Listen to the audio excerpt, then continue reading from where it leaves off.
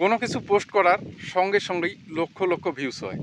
Celebrity, অভিনেতা, অভিনেত্রী কিংবা খেলোয়াড়, দেখা যায় তারা যদি কোনো রকম পোস্ট করে সঙ্গে সঙ্গে কিন্তু ভিউজের বন্যা বয়ে যায়, লাইকের বন্যা বয়ে যায়, হু হু করে শেয়ার হতে থাকে। যেখানে আমরা ভিউ এবং লাইকের জন্য উঠে পড়ে লেগেছি, অথচ ভিউজ হচ্ছে না, লাইকও আসছে না। কিন্তু তাদের কিন্তু কোনো প্রয়োজন নেই। তারা কিন্তু চাচ্ছে না তাদের ভিডিওটি আপলোড করার সঙ্গে সঙ্গে ভিউ আসুক। আমরা চাচ্ছি আমাদের হচ্ছে না, অথচ তাদের হয়ে যাচ্ছে। এখানে অনেকের প্রশ্ন যে তারা এখান থেকে আর্নিং করেন কি করেন না। এখানে কিন্তু বিষয়টি ভিন্ন।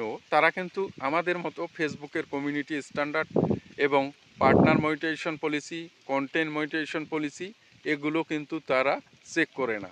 তারা তাদের মতো করে পেজটি পরিচালনা করে।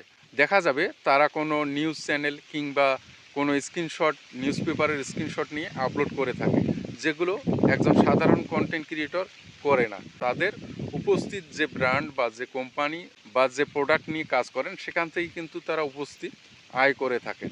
আমাদের মতো তারা এভাবে ভিউজের অপেক্ষায় থাকে না, লাইকের অপেক্ষায় থাকে না। আশা করি বিষয়টি আপনাদের মধ্যে পরিষ্কার হয়ে গেছে। ধন্যবাদ।